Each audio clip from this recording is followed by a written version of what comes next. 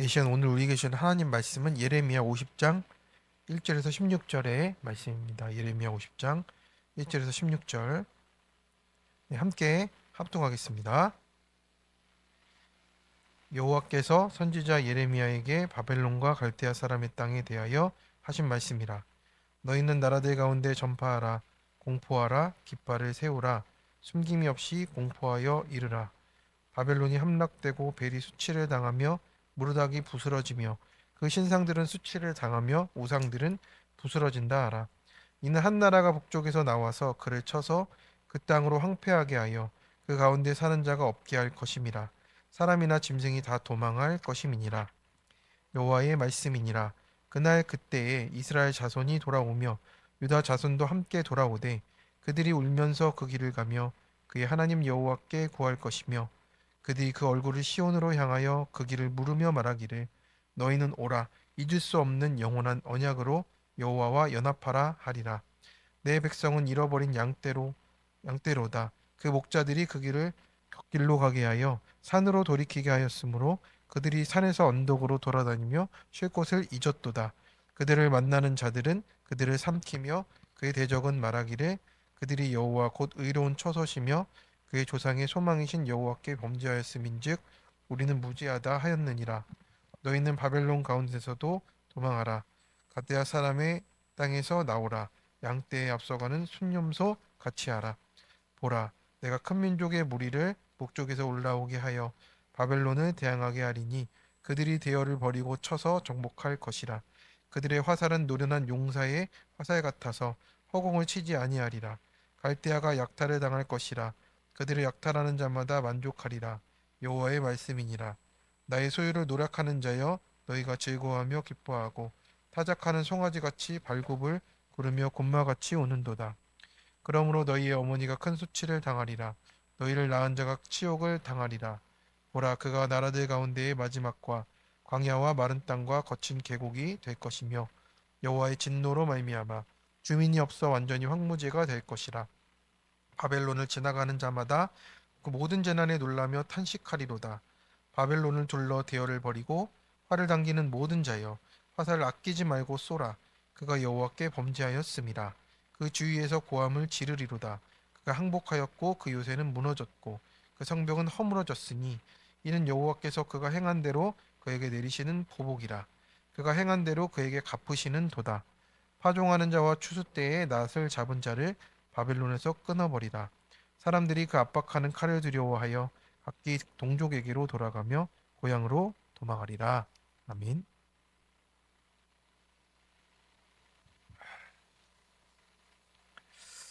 네, 이 시간 오늘 우리 나눌 말씀은 예레미야 50장의 본문으로 큐티 제목 황무지가 될 바벨론에 대한 내용을 나누고자 합니다. 네, 성도 여러분, 예레미야 50장은 어떤 상황이냐면 바벨론이 아직 전성기일 때예요.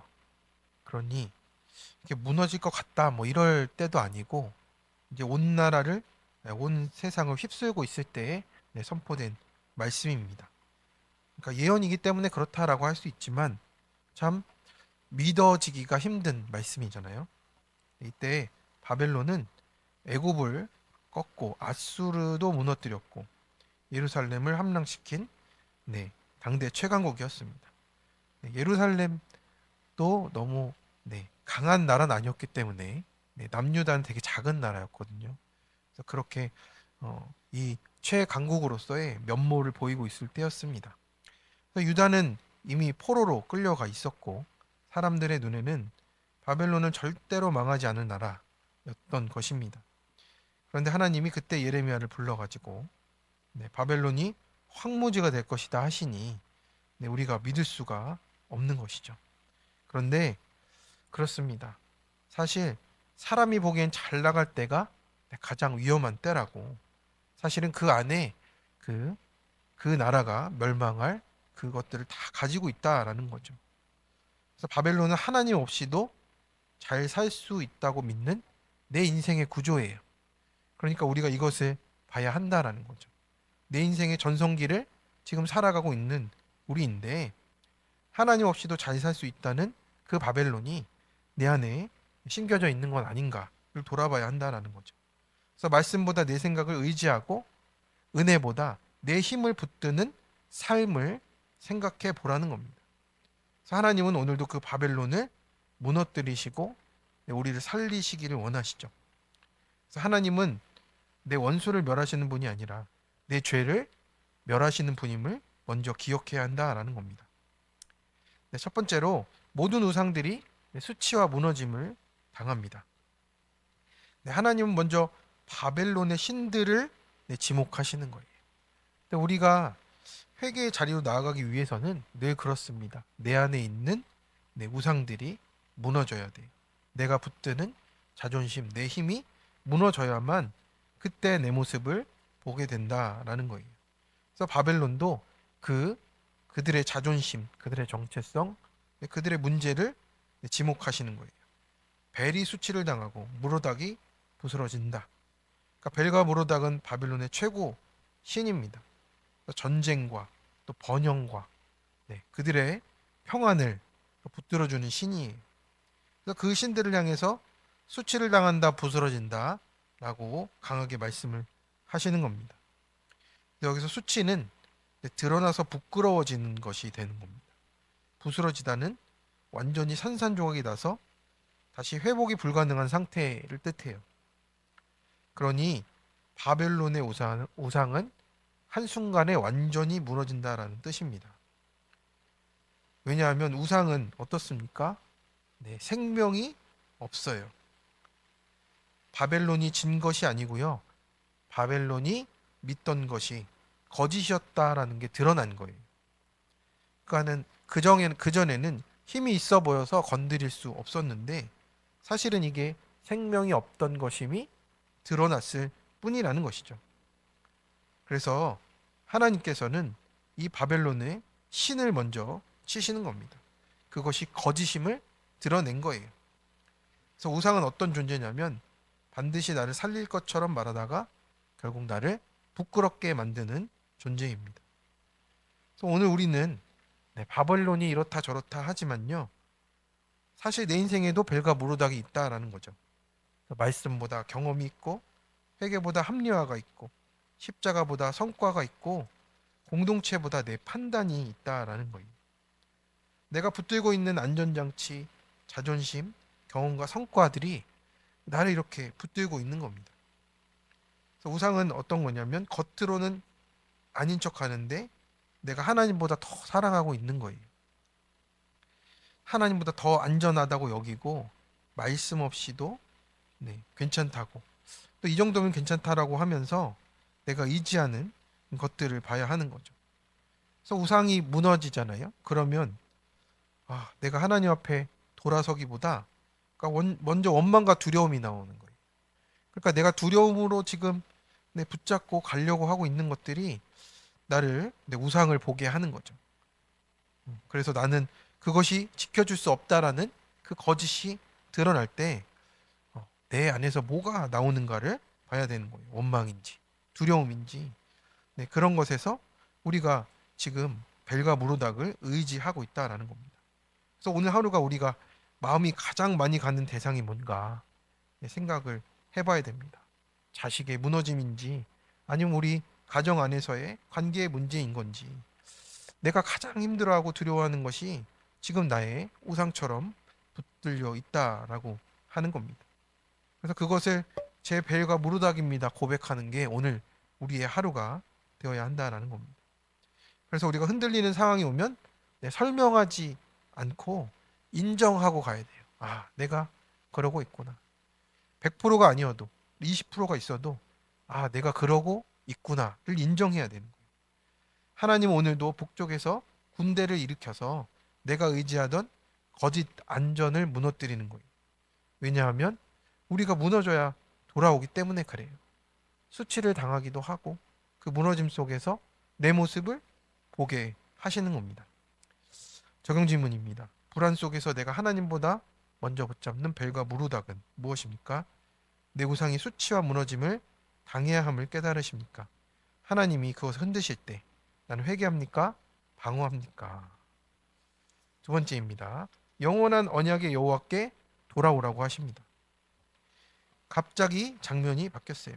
바벨론 심판 이야기 중에 하나님은 포로된 이스라엘 백성 얘기를, 유다 백성 이야기를 하시는 거예요. 그날 그때에 이스라엘 자손이 네, 돌아오되 울면서 그 길을 가며 여호와를 구하리라. 이 말은 바벨론의 멸망이 하나님의 지금 100%의 목적이 아니고 지금 이스라엘과 유다의 회복이 목적이다라는 뜻입니다. 지금 우리가 읽어본 이 본문이 어떻습니까? 이스라엘과 유다가 정말 회개의 마음으로 낮아져 있음을 보는 거예요. 네, 바벨론에서 얼마나 보냈죠? 네, 70년의 생활을 보내니까 그때에서 울면서 이제 그 길을 가면서 여호와를 찾는 겁니다. 70년의 세월이 걸렸어요. 그 바벨론의 가세도 어떻습니까? 에스겔 선지자한테도 그랬잖아요. 우리가 언제 돌아가냐 물어봤지만 그들의 마음은 뭡니까? 하나님을 원망하고 있었어요. 그러니까 그 시간이 70년이 걸렸다라는 거죠. 네, 얼마나 오랜 시간입니까? 낮아지기 위한 시간이 걸려요. 내가 걸어온 만큼, 내가 살아온 만큼 걸릴 수도 있다라는 겁니다.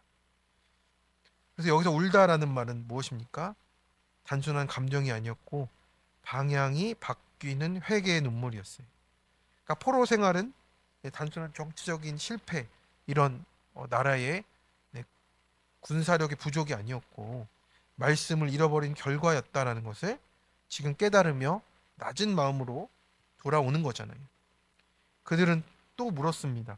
시온으로 가는 길이 어디입니까? 네, 이것이 회개인 것이죠. 네, 울고 방향을 바꿨고 그 질문이 하나님께로 향했잖아요. 회개는 과거를 붙잡는 게 아니고 우리 얼굴의 방향을 시온으로 돌리는 거예요. 그래서 그들이 외칩니다. 잊을 수 없는 영원한 언약으로 여호와와 연합하자. 그래서 하나님은 그들을 어떻게 부르십니까? 잃어버린 양이라고 했잖아요. 그때에서야 하나님께 나아가기 원하는 그 잃어버린 양입니다. 양이 이를 이루는 일 어떻습니까? 목자가 곁길로 인도했어요. 다른 데로 인도했잖아요. 그래서 내게 온 사건을 원망하기 전에요. 내가 어떤 목자를 따라갔는지를 보라고 하시는 거예요. 내가 어떤 목자를 따라가서 내가 여기까지 왔는가? 이게 왜 내 삶의 결론인가를 보라고 하는 겁니다. 하나님은 포기하지 않으셨잖아요. 그들이 70년을 보내고 울면서 돌아오기까지 또 물을 때까지 기다리셨습니다. 시온으로 가는 길이 어딥니까? 하나님께로 가는 길이 어딥니까? 물어볼 때를 기다리십니다. 이 질문이 회개의 시작이 됩니다. 하나님 말씀하셨어요. 잊을 수 없는 영원한 언약으로 여호와와 연합하라고. 그래서 회개는 잘못을 설명하는 게 아니고 다시 하나님께 붙는 거예요. 그래서 우리가 길을 잃고도 길을 묻지 않고 또 울어야 할 자리에서 버티고 회개보다 우리의 자존심을 택할 때가 있습니다. 그래서 공동체 안에 있어도 방황하고 이제 혼자 해결하려 하는 우리의 이런 모습들이 있습니다. 네. 근데 그 자리에서 자존심 부릴 때가 아니다. 우리는 하나님께 돌아와서 연합하는 데까지 이르라고 오늘 말씀을 주시는 겁니다. 8절에서 말씀하세요. 바벨론 가운데서 도망하라. 그래서 이 도망은 패배가 아니고 구원의 방향으로 전환하라는 뜻이잖아요. 순염소처럼 앞장서서 나오라고. 네. 그 양들을 이렇게 치다 보면 순염소는 대장이 돼서 자기네가 앞으로 먼저 나옵니다. 그 말은 뭡니까? 누군가는 먼저 끊고 먼저 회개하고 먼저 나오라는 뜻입니다. 적용 질문입니다. 지금 내 얼굴은 시온을 향해 있습니까? 바벨론을 향해 있습니까? 나는 언제 마지막으로 울면서 하나님을 찾았습니까? 나를 곁길로 이끈 목자는 누구 또 혹은 무엇입니까? 순념소처럼 그 자리를 끊고 하나님과 연합되는 자리로 나오고 있습니까? 세 번째입니다. 여호와께서 행한 대로 갚으십니다. 하나님은 공의의 하나님이십니다. 이제 하나님은 바벨론을 향해 말씀하시죠. 내가 행한 대로 갚겠다. 이것은 감정적인 보복도 아니고 무작위도 아니에요. 하나님의 언약 안에 있는 공의에서 시작된 겁니다. 바벨론이 하나님의 백성을 노략질했잖아요. 그래서 하나님은 그들의 그 즐거움을 수치로 바꾸고 황무지의 탄식으로 바꾸시는 거예요. 바벨론은 사람도 농사도 못 짓는 땅이 되는 겁니다. 모든 문명과 자랑들이 다 무너질 거예요. 성도 여러분, 이 말씀은 두렵지만 동시에 복음이라는 것을 기억해야 된다라는 겁니다. 왜냐하면 우리는 이미 행한 대로 갚으시는 하나님의 공의를 예수 그리스도의 십자가에서 보았잖아요. 또한 그것을 통해서 하나님의 사랑을 확증하시는 것도 보았잖아요. 하나님은 죄를 그냥 넘기지 않으십니다. 그렇지만 회개한 자에게는 반드시 대신 갚아주시는 또 은혜도 있다라고 하세요. 하나님은 공의를 무서워하기보다 남의 심판에는 은근히 통쾌함을 느끼는 우리를 또 보라고 하십니다. 내 죄는 가볍게 여기고 남의 죄는 무겁게 보는 우리의 시선이 있습니다. 그리고 우리가 십자가에서 갚아주신 은혜를 또 당연하고 또 값이 싼 것으로 여기는 우리의 악함이 있다라는 거죠. 그래서 우리가 오늘 하루도 나를 힘들게 한 사람, 또 내가 기도가 필요한 사람, 이 모든 사람을 판단하는 대신 기도하는 자리로 가야 한다라는 겁니다. 억울함이 올라올 수도 있어요. 그 바벨론 같아서 그 바벨론이 나를 이렇게 했다라는 억울함도 있잖아요. 그런데 그것이 올라올 때마다 십자가를 마음에 다시 세워야만 우리가 이 하나님의 갚으심 속에서 공의 속에서도 그 하나님의 그 회개의 은혜를 누릴 수 있게 된다라고 하시는 겁니다. 우리 청년의 간증 중에 하나입니다. 오랫동안 열심히 공부해서 전문직 자격증을 준비했습니다. 하나님의 은혜로 마침 이 자격증을 취득하고 원하던 직장에 취업했습니다. 이 직업에 큰 기대를 품고 그만큼 현실도 빛나기를 바랐습니다. 하지만 막상 직장에 들어가 일을 시작해 보니 예상보다 훨씬 힘들었고 제가 꿈꾸던 이상과는 점차 멀어졌다라는 느낌이 들었습니다. 최근 직속 상사의 잦은 지적에 자존감이 많이 흔들렸고 제가 없는 자리에서 저를 험담하는 다른 상사 이야기를 전해 들었을 때 이 조직에 계속 있어야 하나 고민이 됐습니다. 무엇보다 가장 저를 힘들게 하는 것은 내가 얼마나 힘들게 공부해서 이 자리에 왔는데 대체 왜 이런 대우를 받냐 하는 교만과 불평이 올라왔습니다. 합격 소식을 들었을 때 저는 겸손하게 제 죄를 보겠다고 세상과 타협하지 않겠다고 소를 가까이 하지 않겠다고 기도했는데 요즘에는 사회생활 잘해보겠다고 회식 자리에서 소를 거절하지 못하고 세상 분위기에 휩쓸립니다. 그래서 하나님은 고난을 주셔서 연약한 저를 깨우시는 것 같습니다. 바벨론처럼 교만해져서 하나님 심판을 받지 않게끔 제게 딱 맞는 환경을 주신 주님의 사랑에 감사를 드리게 됩니다. 이젠 직장에 입사하던 첫 마음을 회복하며 예배와 공동체에 연합해서 직장 여러 고난을 해석하기를 잘 소망합니다. 출근하는 동안 큐티하며 그날의 업무에 지혜 주시기를 기도하겠습니다. 직장 상사의 가르침과 요구에 감사한 마음으로 순종하겠습니다. 이 청년이 제가 있을 때 변리사를 붙었는데 이런 고난이 지금 온 것 같습니다. 그렇습니다. 우리가 내가 원하던 것을 이뤘다 생각할 때가 바벨론의 전성기 같아요. 그러니까 바벨론의 전성기에서 결국엔 하나님의 그 연합하는 자리로 돌아가지 않으면 우리에게 오는 이런 행한 대로 갚음들이 있는 것 같습니다. 그렇지만 하나님이 은혜를 잊지 않으시고 돌아오라 말씀하시는 오늘 이 말씀을 통해서 은혜 가운데 거하시는 우리 모든 부르신 성도님들 되기를 간절히 축원합니다. 적용 질문입니다. 나는 하나님의 공의를 누구에게 적용합니까? 나입니까? 남입니까? 나에게 온 심판에 아직도 억울함만 토로하십니까? 할 말 없이 100% 내 죄로 바라보십니까? 행한 대로 갚으신다는 말씀 앞에서 나는 동함합니까? 십자가로 갑니까? 우리 함께 기도하겠습니다. 은혜와 긍휼의 하나님 아버지, 오늘 아침 우리에게 이 말씀으로 또 바벨론에서 돌이키라 하시는 우리 주신 말씀을 가지고 감사하며 주님 앞에 나아갑니다. 강해 보이던 바벨론이 무너지고 의지하던 우상이 수치를 당하는 것을 보며 내 안에 벨과 무로닥을 보게 하심을 감사를 드립니다. 말씀보다 안전하다 붙들었던 것들, 하나님 없이 괜찮다 여겼던 교만을 용서하여 주시고 무너질 때마다 원망하고 두려워했던 연약함을 불쌍히 여겨 주옵소서. 이른 양처럼 방황하던 우리를 포기하지 않으시고 끈질기게 부르시는 은혜를 감사드립니다. 울면서라도 주님께 돌아가게 하시고 시온으로 가는 길을 묻게 하시며 잊을 수 없는 영원한 언약으로 다시 여호와와 연합하게 하여 주옵소서. 이미 십자가에서 우리 죄값을 대신 갚아주신 예수 그리스도의 은혜를 붙들게 하여 주시고 심판이 아니라 회개로, 정죄가 아니라 십자가로 나아가게 하셔서 하나님의 그 은혜 가운데 나아갈 수 있게 도와 주시옵소서. 오늘 하루도 다시 말씀 앞에서는 겸손한 하루가 되게 도와주시고 이 모든 말씀 우리 주 예수 그리스도의 이름으로 간절히 기도드립니다. 아멘. 우리 함께